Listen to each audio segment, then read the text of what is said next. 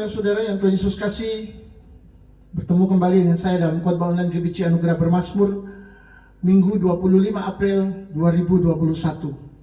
Sebelum kita menerima berita firman Tuhan, mari kita bersama-sama berdoa meminta hikmat dan pencerahan dari Roh Kudus sehingga kita boleh memaknai setiap apa yang diberitakan hari ini. Mari kita berdoa. Tuhan Yesus, kuduskan dan sucikan kami dengan darah-Mu, layakkan kami untuk menerima firman-Mu. Kami siap untuk menyambut firman-Mu di dalam nama Tuhan Yesus. Amin. Saudara-saudara, hari ini saya mau sampaikan satu tema firman Tuhan, yakni menghadapi tantangan zaman. Dalam kehidupan ini, kita tidak bisa menghindari hal-hal yang dapat mengancam jiwa kita atau mengancam keselamatan kita. Keadaan-keadaan seperti itu bisa terjadi kapan dan di mana saja. Baik kita siap ataupun tidak siap. Hari ini kita akan menyaksikan dan mendengar dua peristiwa di dalam kehidupan manusia yang berbeda kondisinya dan tetap di luar kendali manusia. Yang pertama, kita akan melihat tentang satu kondisi yang tidak siap. Di dalam video kali ini kita akan menyaksikan bahwa nampak seorang laki-laki muda sedang menangis dan meminta petugas memeriksa ibunya yang terkena COVID-19. Petugas berkata, sebagai negara kami tidak siap. COVID-19 telah melanda India dengan keganasan yang tidak pernah terlihat sebelumnya. Dan saudara-saudara, kita menyaksikan begitu banyak kematian terjadi di India. Mengapa? Karena negara ini tidak siap, kata petugas kesehatan yang ada di sana. Itu yang pertama. Dan yang kedua, kita akan melihat juga satu kondisi yang berbeda, yakni kondisi siap. Saudara-saudara, baru saja Rabu 21 April 2021 pukul 4.25 KRI Nanggala 402 mengalami hilang kontak di perairan utara Bali. Ada 53 prajurit yang luar biasa yang ada di dalam kapal tersebut. Dinyatakan oleh pusat bahwa kapal selam ini bukan lagi dalam keadaan hilang, tetapi dalam keadaan tenggelam. Bahkan sekarang sudah di dalam status on eternal petrol. Saudara-saudara yang dikasihi Tuhan, 3 kapal perang Republik Indonesia dikirim untuk melakukan pencarian di sekitar lokasi dengan sonar aktif, tetapi hasilnya nihil. Dan tentu masih dilakukan upaya pencarian yang lainnya. Namun demikian, kita tidak boleh melupakan satu hal, bahwa sebenarnya seluruh personel atau seluruh prajurit kapal selam itu sudah dilatih sedemikian rupa sehingga mereka ada di dalam keadaan siap mengatasi setiap masalah yang akan muncul. Bahkan alat keselamatan yang ada di dalam kapal selam itu sudah lengkap. Ini dikatakan oleh mantan komandan KRI 402 Letnan Kolonel Laut Ansori. Maka saudara-saudara, dari dua peristiwa ini kita melihat ada satu keadaan yang tidak siap yang terjadi di India, di mana COVID-19 menyerang begitu saja dan mereka kelabakan. Tetapi kondisi yang kedua adalah kondisi yang sebenarnya siap, karena mereka adalah prajurit-prajurit TNI Angkatan Laut yang sangat terlatih. Mereka orang-orang hebat, mereka orang-orang luar biasa. Kapal selamnya juga sudah dipersiapkan dengan baik. Tetapi di luar kendali itu, di luar kendali manusia, hal-hal yang buruk bisa terjadi kapan dan di mana saja. Kesimpulan yang bisa kita ambil adalah bahwa kalau dalam keadaan siap saja tetap dapat terjadi atau tetap dapat mengalami keadaan yang tidak tertangani, apalagi dalam keadaan tidak siap. Itu sebabnya saudara-saudara pepatah mengatakan, sedia payung sebelum hujan. Ini adalah sebuah langkah cerdas, menyiapkan payung sebelum hujan. Memang masih tetap ada lagi kendala di luar manusia. Ketika payung sudah dibawa, hujan menjadi begitu deras, hujan angin lagi, puting beliung lagi, maka payungnya pun juga tidak berguna, bisa terbang saudara. Dan akhirnya manusia kembali mengatakan bahwa Tuhan adalah Maha Kuasa, Tuhan adalah Maha Besar. Namun saudara-saudara, di dalam Alkitab, murid-murid Yesus juga tampak tidak siap menghadapi tekanan besar berkaitan dengan penangkapan guru dan Tuhan mereka di Taman Getsemani. Mari kita lihat di dalam Markus pasal 14 ayat 37 sampai 40. Setelah itu ia datang kembali, atau Yesus datang kembali dan mendapati ketiganya sedang tidur. Siapa ketiga orang ini? Petrus, Yakobus, dan Yohanes. Dan Yesus berkata kepada Petrus, "Simon, sedang tidurkah engkau? Tidakkah engkau sanggup berjaga-jaga 1 jam? Berjaga-jagalah dan berdoalah supaya kamu jangan jatuh ke dalam pencobaan. Roh memang penurut, tetapi daging lemah." Saudara-saudara, sangat menarik di sini bahwa 3 orang ini semuanya sedang tertidur. Yakobus, Yohanes, dan Petrus. Tetapi kelihatannya Petruslah satu-satunya yang mungkin mulai bergerak sedikit kesep. Dan Yesus mulai bertanya kepadanya, "Simon, sedang tidurkah engkau?" Pasti dia langsung bangun mendengar suara Yesus, suara guru. Dan Tuhan berkata, "Tidak sanggupkah engkau berjaga-jaga 1 jam saja? Berjaga-jaga, berdoalah supaya kamu jangan jatuh di dalam pencobaan."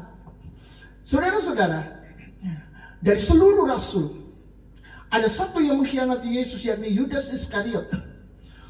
Tetapi ada satu murid lagi yang sebetulnya mengkhianati Yesus, tapi akhirnya dia bertobat. Dia adalah Petrus. Dan Tuhan berbicara kepada Petrus jauh sebelum hal itu terjadi. Artinya beberapa waktu sebelumnya.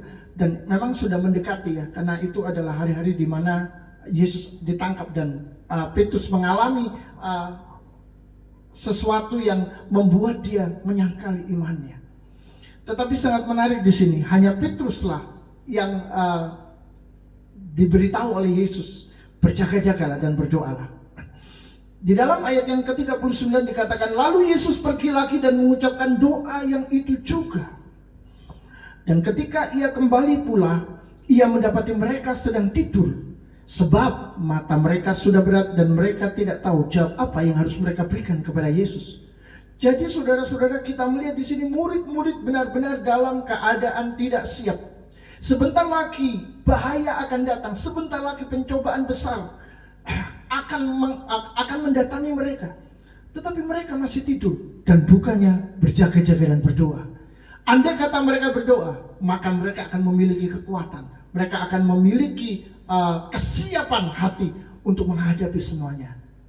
Berbeda dengan Yesus yang akan menghadapi suatu pencobaan yang sangat besar dan dahsyat. Ia datang kepada Bapaknya.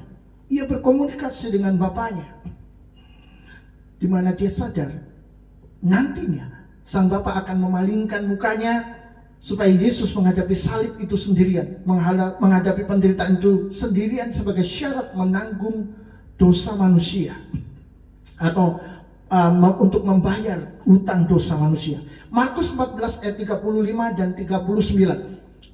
Yesus maju sedikit, merebahkan diri ke tanah dan berdoa supaya sekiranya mungkin saat itu lalu daripadanya. 39. Lalu ia pergi lagi dan mengucapkan doa yang itu juga. Saudara-saudara, kalau para murid tertidur, Yesus tidak bisa tidur. Yesus sadar apa yang akan terjadi padanya sebentar lagi itu akan sangat begitu berat. Dan dia bergumul dengan Tuhan. Dia berdoa, dia berhubungan dengan Bapaknya, karena sebentar lagi Bapa akan memalingkan mukanya. Itu sangat luar biasa dan sulit sekali untuk bisa kita mengerti. Bagaimana bisa Bapa memalingkan muka terhadapnya?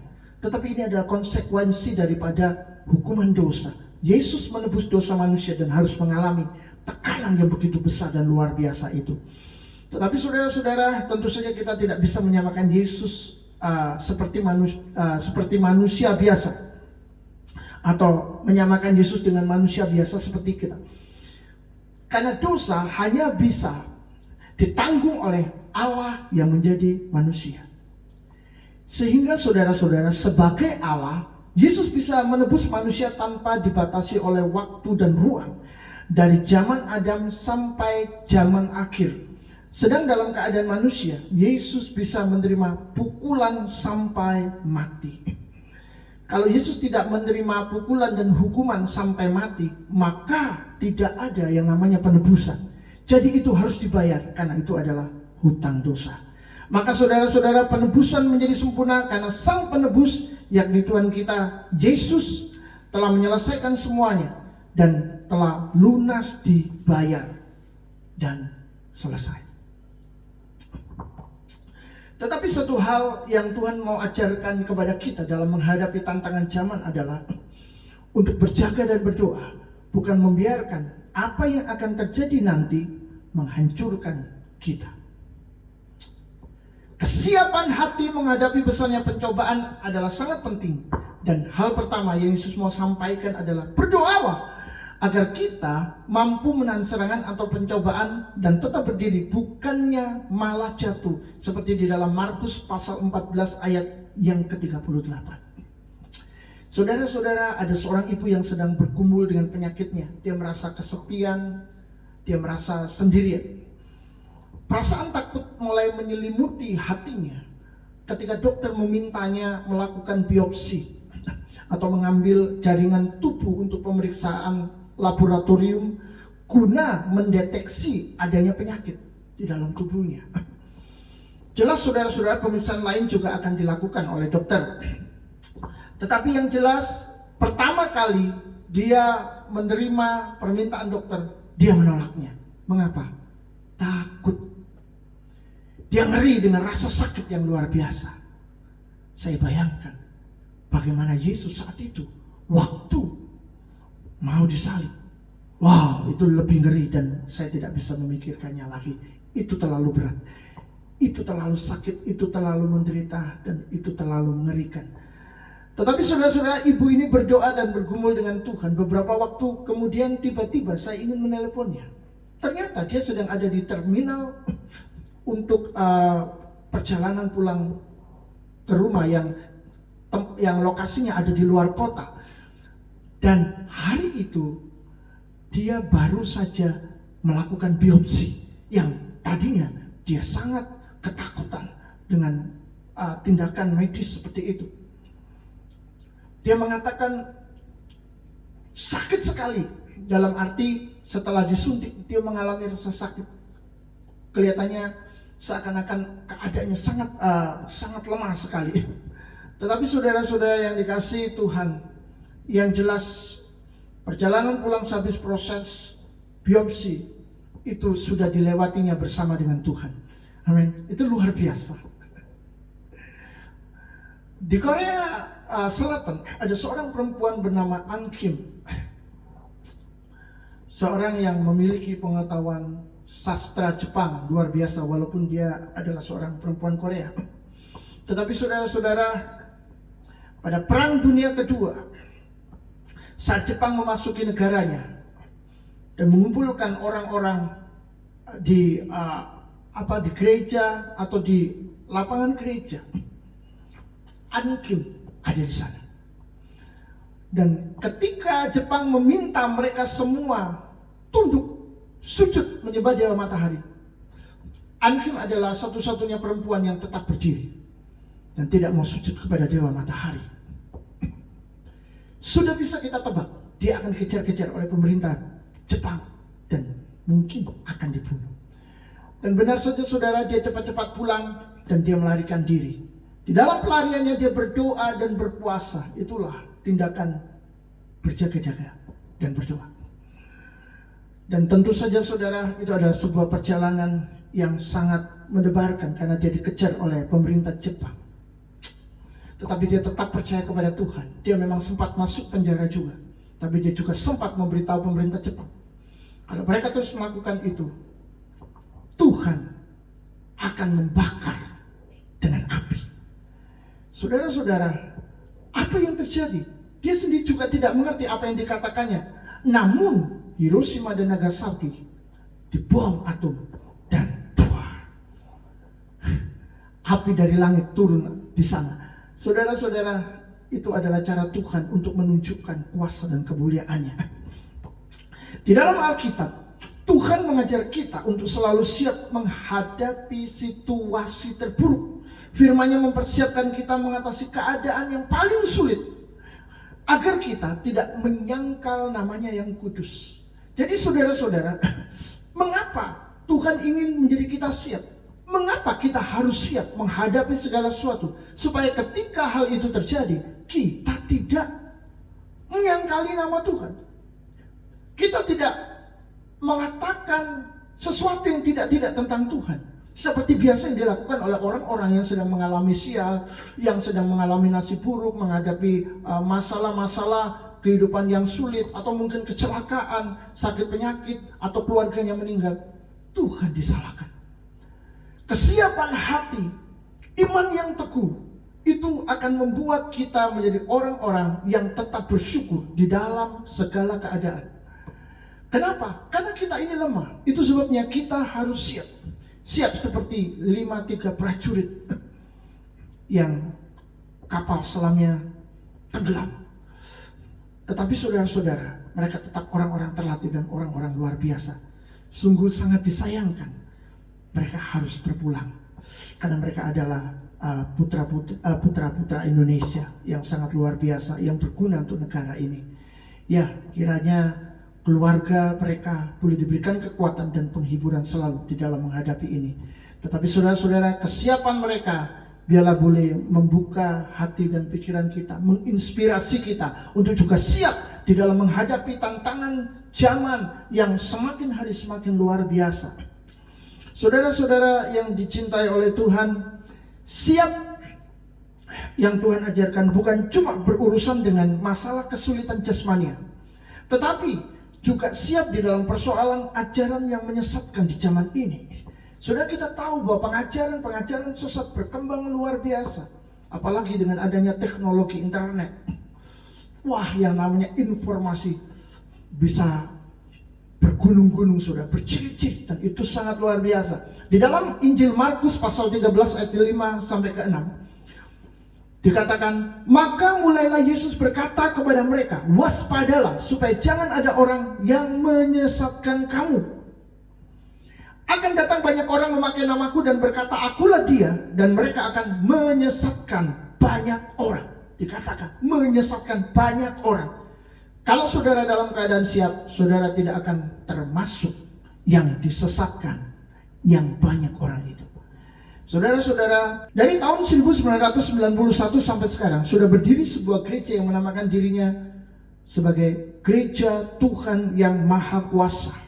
Ini adalah sebuah gerakan tersembunyi di RRC yang juga anti pemerintah sehingga dilarang oleh Partai Komunis Cina. Kelompok ini juga dikenal sebagai kilat dari timur. Mereka mengambil ayatnya dari Matius pasal 24 ayat 27. Sebab kilat memancar dari timur dan melontarkan cahayanya sampai ke barat. Demikian pula lah kelak hal datangnya anak manusia, atau kedatangan anak manusia. Jadi saudara-saudara, gereja ini mengajarkan bahwa Allah telah menjelma menjadi manusia lagi. Yesus sudah menjelma naik ke surga. Nah, sekarang menjelma lagi menjadi manusia. Tetapi dia menjelma di dalam rupa manusia dengan gender perempuan. Jadi kali ini Allah menjadi manusia, tapi manusia perempuan. Namanya adalah Yang Xiangbin. Saudara-saudara, dia menjuluki dirinya sebagai kilat Ting. Dan imam agungnya adalah Shao Weisan. Shao Weisan ini adalah kekasihnya, dan dialah yang pertama kali menunjuk Yang Xiangbin ini sebagai ilahi. Nah, saudara-saudara yang dikasihi Tuhan, tentu saja Alkitab sudah mengingatkan kita bahwa nabi-nabi palsu akan bermunculan. Ini adalah zaman yang berbahaya untuk menjaga kemurnian iman. Itu sebabnya kita harus berjaga-jaga dan berdoa. Kita harus bersiap-siap dalam keadaan ini. Bagi sebagian orang, teknologi memberikan keuntungan dan percepatan ekonomi seperti jualan online. Saudara yang tidak pernah berjualan sekalipun, tidak punya toko atau mungkin tidak punya modal yang banyak, dengan memasukkan atau mendaftarkan diri di salah satu aplikasi penjualan, maka saudara akan mendapatkan keuntungan dengan banyak orang datang mencari saudara, karena di mana-mana tahu saudara sedang berjualan. Dan saudara-saudara, ini sangat laris dan luar biasa ya, sehingga toko-toko yang tadinya tidak online akhirnya juga online. Saudara-saudara, hal ini ternyata juga merambat pada pengajaran Alkitab online yang bisa kita dapatkan dengan klik link rohani. Tapi saudara, di sisi lain, pengajaran-pengajaran yang menyimpang dari Alkitab juga bertebaran di mana-mana.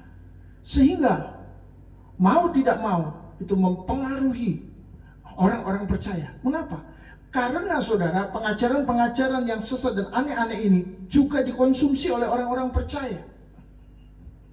Yang menjadi masalah adalah orang-orang percaya itu sendiri tidak siap untuk menerima informasi-informasi sesat dan salah. Mengapa? Karena mereka tidak pernah memperlengkapi diri dengan belajar firman Tuhan dengan baik-baik. Saya sarankan saudara-saudara, orang-orang yang percaya kepada Yesus sebagai Tuhan dan Juru Selamat, sebelum membuka buku-buku rohani ataupun internet rohani untuk memperoleh pencerahan Roh Kudus, mereka lebih baik membaca Alkitab sendiri secara langsung dan berdoa meminta pimpinan Roh Kudus. Membaca dengan cermat, teliti dan hati-hati, membaca berurutan dari Matius, Markus, Lukas, Yohanes sampai kitab Wahyu atau Kejadian sampai kitab Maliaki, pasal per pasal, ayat per ayat. Demikian terus minta hikmat Tuhan. Ya, dan bukan buka-buka buku rohani padahal tidak mengerti apa-apa. Itu sangat membahayakan. Mengapa? Sebab zaman sudah tidak sama lagi. Keadaannya sudah berbeda dengan yang dulu. Saudara-saudara, kita harus siap menghadapi perubahan zaman yang begitu cepat berubah. Dulu saat mau berbicara dengan seseorang, kita harus memanggilnya keras-keras. Kalau itu berjauhan, apalagi kalau sampai di luar kota dan di luar pulau, di luar negeri lagi. Wah, maka kita harus mengirim surat yang datangnya bisa berhari-hari ya. Tetapi saudara-saudara, sekarang ini orang tinggal mengetik melalui WhatsApp, melalui Instagram dan aplikasi lainnya. Komunikasi menjadi begitu mudah dijangkau dari kalangan atas sampai kalangan bawah. Maka maki-maki pun juga tidak perlu mengatur waktu pertemuan. Asal marah, asal tidak senang, buka aja PC telepon. Sudah semua pada memakai telepon genggam. Jadi walaupun mereka tidak di rumah, mereka ada di tempat lain, mereka juga bisa berkomunikasi dengan kita. Kalau dulu kan orang terbatas nunggu kalau orang itu ada di rumah, karena hanya ada telepon rumah. Saudara-saudara, maka gaya hidup jelas berubah. Nilai-nilai hidup menjadi berubah juga. Karena apa? Percepatan teknologi. Karena teknologi memudahkan orang untuk melakukan sesuatu lebih cepat dari yang dulu. Di era inilah sebenarnya kebutuhan firman Tuhan menjadi begitu sangat besar. Tapi keduniawian lebih besar lagi. Nah, itulah tantangan zaman. Itu sebabnya sekali lagi kita harus siap sedia menghadapi tantangan zaman ini. Bukan cuma orang dewasa, untuk anak-anak juga mendapat informasi lebih cepat dari Google daripada memperoleh nasihat daripada orang tua mereka masing-masing. Saudara-saudara, bermain game buat anak-anak sekarang jauh lebih banyak daripada belajar. Betul nggak? Anak saya senang sekali main game. Saya sudah coba untuk batasi hanya dengan hari Sabtu atau hari Minggu saja. Tetapi itu tidak menyurutkan keinginannya untuk terus bermain. Karena memang itu sangat menarik buat anak-anak.